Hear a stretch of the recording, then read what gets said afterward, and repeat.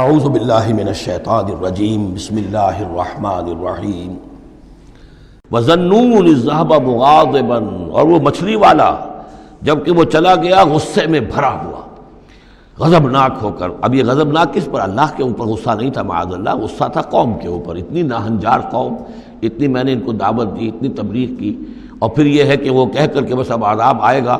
اللہ تعالیٰ کی طرف سے صرف یہ کہ ایک خطا ہوئی، سہو ہو گیا کہ اللہ کی طرف سے ابھی ان کو ایکسپریس پرمیشن نہیں ملی تھی کہ وہ اپنی قوم کو چھوڑ کر چلے جائیں۔ جیسے حضور ہمیں معلوم ہوتا ہے سیرت سے کہ منتظر رہے، باقی سب لوگوں کو آپ نے اجازت دے دی تھی مدینے چلے جاؤ، لیکن آپ منتظر تھے کہ اللہ تعالیٰ کی طرف سے واضح اجازت ملے۔ رسول اپنی جگہ نہیں چھوڑ سکتا جب تک کہ اللہ کی طرف سے حکم نہ آ جائے۔ بس یہ ان سے اپنے، چونکہ وہ حمیت حق، وہ حق کی غیرت اتنی تھی، اس جوش میں آ کر اپنی قوم سے ناراض ہو کر یہ ایک صاحب ان سے ہو گیا۔ لیکن یہ کہ بڑے لوگوں کا چھوٹا سا معاملہ بھی جو ہوتا ہے پھر اللہ تعالیٰ کے ہاں اس کا ذکر جو ہوتا ہے بڑے سخت الفاظ میں ہوتا ہے۔ اب یہ معاملہ ہے اللہ کا اور ان کے مابین۔ ہم ظاہر بات ہے کہ قرآن مجید پڑھ رہے ہیں تو حق تو ادا کریں گے، اس کا ترجمہ تو کریں گے، لیکن یہ کہ اسے اس پر محمول نہ کیجیے ظاہر الفاظ پر۔ یہ جو ہے معاملہ اللہ اور ان کے ایک جلیل القدر رسول کے مابین ہے، اور پھر یہی وہ رسول ہیں جن کے بارے میں نے آپ کو حدیث سنائی ہے حضور کی کہ مجھے یونس ابن متیٰ پر بھی فضیلت مت دو، میری فضیلت کا معاملہ نہ کرو۔ وَظَنُّونَ، مچھلی والا اس لیے کہتے ہیں کہ انہیں پھر مچھلی نے نگل لیا تھا، اس کے پیٹ میں وہ رہے۔ وَظَنُّونَ الذَّهَبَ مُغَاضِبًا، جبکہ وہ غصے میں بھرے ہوئے چلے گئے۔ فَظَنَّ أَن لَّن نَّقْدِرَ عَلَيْهِ، تو شاید اس نے یہ گمان کیا کہ ہم اسے پکڑ نہ سکیں گے یا ہم اس کو قابو میں نہ لا سکیں گے۔ واللہ عالم، یہ الفاظ جو ہیں بڑے سخت ہیں، یعنی یہ کہ مولانا شبیر احمد عثمانی صاحب نے یہ لکھا ہے کہ ان کے طرز عمل سے دیکھنے والا یہ سمجھ سکتا تھا کہ شاید انہوں نے سمجھا ہے کہ اللہ تعالیٰ ان کو پکڑ نہ سکے گا، لیکن ظاہر بات ہے کہ اس کا کوئی امکان نہیں کہ ایسا کوئی خیال حضرت یونس علیہ السلام کے دل میں پیدا ہو۔ فنادیٰ فی الظلمات، پھر کیا ہوا کہ اللہ تعالیٰ نے وہ جو کشتی جس میں وہ جا رہے تھے، اس کشتی کے اندر وہ صورت بعد میں بھی کہیں آ جائے گی، تو پھر یہ کہ وہ مچھلی کے پیٹ میں رہے اور وہاں پھر انہوں نے تسبیح کی ہے اللہ کی۔ فنادیٰ فی الظلمات، تو پھر وہ اس تاریکی کے اندر مچھلی کے پیٹ میں اللہ تعالیٰ کو پکارتے رہے، اللہ الہ الا انت سبحانک انی کنت من الظالمین، کہ تیرے سوا کوئی الہ نہیں ہے، تو پاک ہے اور یقیناً میں نے ہی ظلم کیا، میں خطا کار ہوں، مجھ سے غلطی ہوئی ہے، اے اللہ معاف فرما دے۔ یہ ہے جو آیت کہلاتی ہے، اور اس کی پھر یہ کہ ختم ہوتا ہے، اور اس کی کافی جو ہے لوگوں نے اس کے فضائل جو ہیں وہ آپ کے علم میں ہیں۔ لا الہ الا انت سبحانک انی کنت من الظالمین فاستجبنا لہ، تو ہم نے اس کی دعا کو قبول کیا۔ ونجیناہ من الغم، اور اس غم سے، اس اندوہ سے، اس کرب سے اسے نجات دی۔ وکذالک ننجی المؤمنین، اور اسی طرح ہم نجات دیا کرتے ہیں اہل ایمان کو۔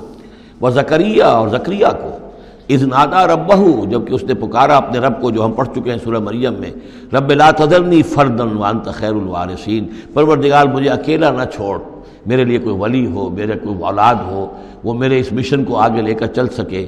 وانت خیر الوارثین، یقیناً تو ہی بہترین وارث ہے۔ فاستجبنا لہ، تو ہم نے اس کی دعا کو سنا۔ ووہبنا لہ، اور ہم نے اسے یحییٰ، ہم نے یحییٰ جیسا بیٹا انہیں عطا کر دیا۔ واصلحنا لہ زوجہ، اور اس کے لیے درست کر دیا، صحت مند بنا دیا ان کی بیوی کو۔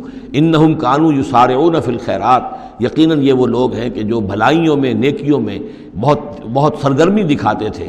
وَيَدْعُونَنَا رَغَبًا وَرَهْبًا، اور ہمیں پکارتے رہتے تھے، ہم سے دعائیں کرتے رہتے تھے، رغبت کے ساتھ بھی، توقع کے ساتھ بھی، اور رہباً، خوف کے ساتھ بھی، بین الخوف والرجاء، ہماری پکڑ سے اور ہماری مواخذے سے ڈرتے بھی رہتے تھے، اور ساتھ ہی ہماری رحمت کے امیدوار بھی رہتے تھے۔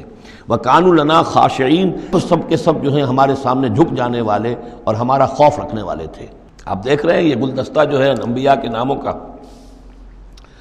والتی احسنت فرجہا، آخری ذکر ہے، اور وہ خاتون یعنی حضرت مریم سلام علیہا، جس نے اپنی شرمگاہ کی پوری حفاظت کی، یعنی ان کی عفت و عصمت جو ہے انہوں نے اس کو پوری طریقے سے بالکل پاک دامن رہیں۔ والتی احسنت فرجہا فنفخنا فیہا من روحنا، تو ہم نے اس میں پھونک دیا اپنی روح میں سے۔ یہی لفظ کن جو ہے وہی ایک جو ذریعہ بن گیا۔ فجعلناہا وابنہا، اور ہم نے بنا دیا اس کو بھی اور اس کے بیٹے کو بھی آیۃ للعالمین، ایک نشانی بنا دیا تمام جہان والوں کے لیے۔ ان ھذہ امتکم امۃ واحدہ، یقیناً یہ ایک ہی امت ہے، یہ ایک امت ہے تمہاری اور ایک ہی امت ہے۔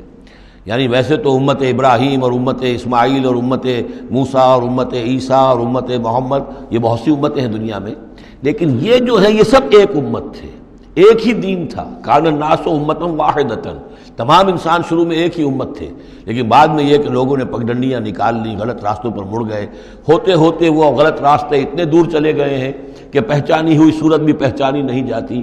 اب ان کو پہچاننا ہی مشکل ہے کہ ان کا کوئی تعلق واقعتاً اس دین حق کے ساتھ تھا بھی کبھی، لیکن یہ ہے کہ حقیقت یہ ہے کہ یہ تمام انبیاء اور رسل جو ہیں یہ ایک امت ہیں، ایک گروہ ہے، ایک ان کا رب ہے اللہ، ایک ہی کے ماننے والے ہیں، اسی کے دین کو لے کر یہ آئے۔ ہاں شریعتوں میں زمانے کے ارتقاء کے ساتھ ساتھ، حالات کی تبدیلی کے ساتھ، شریعتوں کے اندر اور تفصیلی احکام میں کچھ فرق واقع ہوتا رہا۔ ان ھذہ امتکم امۃ واحدۃ وانا ربکم فاعبدون، اور میں ہوں تم سب کا رب، بس میری ہی بندگی کرو۔ وتقطعوا امرهم بینہم، انہوں نے اپنے معاملے کو آپس میں ٹکڑے ٹکڑے کر لیا ہے، اڑائے کچھ ورق لالے نے، کچھ نرگس نے، کچھ گل نے، چمن میں ہر طرف بکھری ہوئی ہے داستاں میری۔ تو یہ ٹکڑے ٹکڑے کر کے لوگوں نے اپنے تقسیم کر لیا ہے، جیسے سورہ ہجر میں تھا کما انزلنا علی المقتسمین الذین جعلوا القرآن عظیم۔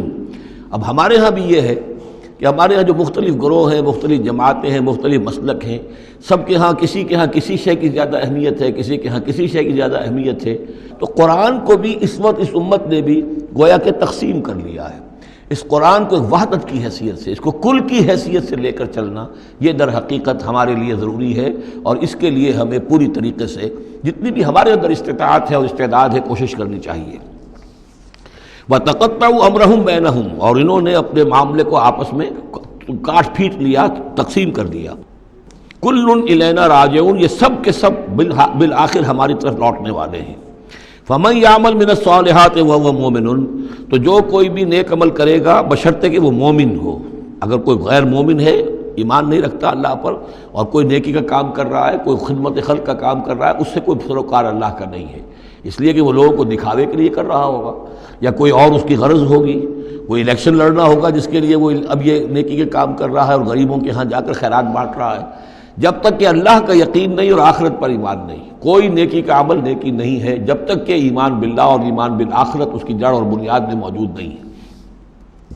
فَمَن يَعْمَلْ مِنَ الصَّالِحَاتِ، تو جو کوئی بھی نیک عمل کرے، وَهُوَ مُؤْمِنٌ، اور وہ مومن ہو، فَلَا كُفْرَانَ لِسَعْيِهِ، تو اس کی سعی و جہد، اس کی محنت، اس کی جد و جہد، اس کی ایثار، اس کی قربانی، اس کی وہ اکارت نہیں جائے گی، اس کی ناقدری نہیں کی جائے گی۔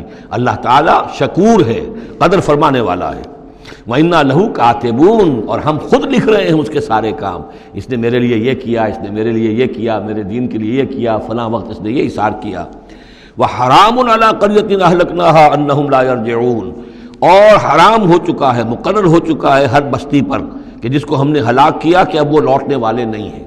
اس کے دو معنی ہیں، ایک تو یہ کہ جن بستیوں پر اللہ تعالیٰ کی طرف سے عذاب کا گویا کہ فیصلہ ہو چکا ہوتا تھا، تو چاہے نبی آ گیا، رسول آ گیا، لیکن وہ لوٹنے والے نہیں تھے، اس لیے کہ وہ تو اتمام حجت کے لیے اللہ نے رسول تو بھیج دیا ہے، لیکن معلوم ہے کہ وہ کفر میں، شرک میں اتنے بڑھ چکے ہیں، اتنے آگے نکل گئے کہ لوٹنے والے نہیں ہیں۔ اور ایک یہ بھی ہے کہ جو بستی ایک دفعہ برباد ہو گئی پھر اس کے لوٹ کر آباد ہونے کا سوال نہیں ہے۔ انہم لا یرجعون۔ صدق اللہ العظیم۔